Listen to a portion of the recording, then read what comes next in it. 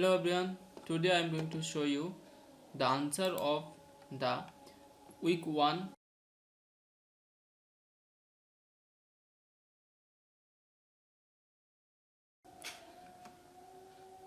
Excel skill for business essentials week 1 assignment answer.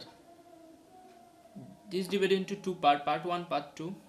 So I started first the part 1 answer. So this is the first part of this assignment in week 1 Excel skill for business essentials. The first question is the large toolbar that stretches across the top of the Excel window is known as the ribbon. The answer is true. Number 2 question is if the ribbon is not visible, double click, single click or make one of the ribbon tabs to maximize or restore it.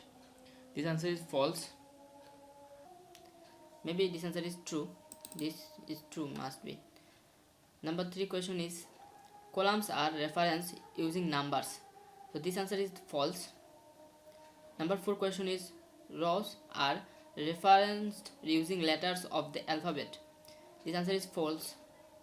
Number 5 question is the first cell top left in a standard Excel spreadsheet is known as 1A. This answer is false. Number 6 question is cell B2 is below cell B3, and this question number 6 answer is false. And number 7 question is cells A1, A2, A3 and to the A20 are all in the same row. This question answer is false. So number 7 question answer is false. Number 8 question is the quick access toolbar can be customized to show the tools you use most often. This answer is true. And number 9 question is clicking on cell C3 and clicking freeze panels will freeze the top 3 row and the first 3 columns. This answer is false, maybe false. I said the true and this show me the incorrect. So the question number 9 answer is false. And number 10, you can navigate to the bottom of your spreadsheet using the scroll wheel of your mouse. This answer is true. So question number 10 answer is true. 11 answer, if you notice an error in a cell, you can edit the contents of the cell in the formula bar. This answer is true. So question number 11 answer is true. And question number 12 is if Excel intelligently suggests what you intend to type, you can ignore this suggestion by continuing to type. This answer is true. I select false, so this show me the incorrect. So this question number 12 answer is true. And number 13, you can copy and paste in Excel in a similar way to how you can copy and paste it in Microsoft Word. This answer is true. So number 13 question number is true. Number 14, if you want to remove some information from your spreadsheet, you can highlight this information and press delete. This answer is true. So question number 14 answer is true.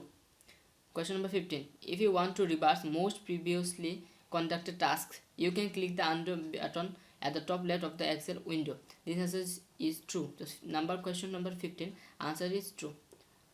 So next, and here is show that the undo tool is very useful when you make a mistake and can be used in most situations in Excel. So let's move to the next part of this assignment. This is the next part 2.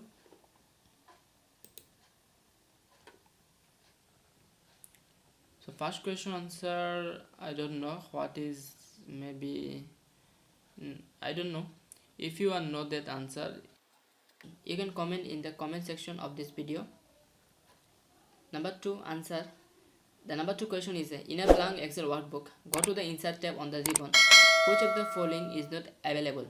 So the answer options are shapes, rows, tables and pictures, and the number 2 answer is rows. Number 3, in cell A1 type in the heading date, then press enter. In cell A2 type the following: 20 January 20. Use the fill handle to drag the date you have just typed down to row 20. What is the date in A15? Enter as shown or use year, month, day format if you are not using an English version of Excel. For example, 2020 01/20. So this answer is, I don't know, this answer is maybe false. I don't know why, but I think I can mistake somewhere. So move to the next answer, next question of the answer. Number 4 question is, in cells B1 to B3 enter the following. Select the B2 and B3, then use the finger handle to drag down to row 20. What is the value in B50? This answer is the 43.68. So question number 4 answer is 43.68. So number 5 question is, close your workbook without saving and open the attached workbook. What values is in cell Q101 on the orders sheet? So this answer is the 49. So question number 5 answer is 49. And number 6 question is, how many workbooks are there in this workbook? So now this answer is 3. So question number 6 answer is 3. Number 7, go to the cells 2016 worksheet. Which cell contains the heading quarter 4? So this answer is E3. So question number 7 answer is E3. Question number 8 is, still in cells 2016, select the range B7 to C14. Look at the status bar at the bottom of the screen. You should see sum followed by a number. What is the number? Hint, the range B7 to C14 means to select all the cells between B7 and C14. We go into this in more detail next week. So the question number 8 answer is 62,272.98. So this is the answer. So question number 8 answer is 62,272.98. Number 9, select the two non-contiguous ranges not next to each other, B4 to B7 and D14 to D17. What is the average showing on your status bar for the two ranges? So this answer is the 5371.10. So question number 9 answer is 5,300. So question number 9 answer is 5371.10. And last question of this assignment of part 2. Question number 10 is, change the value in C13 to be 4675.24. What is the new value in C18? So this answer is 62,119.27.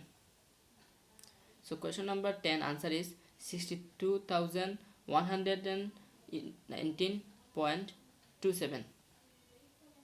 So goodbye, see you in the next video. If you don't subscribe my channel, please subscribe for more videos. Thank you for watching.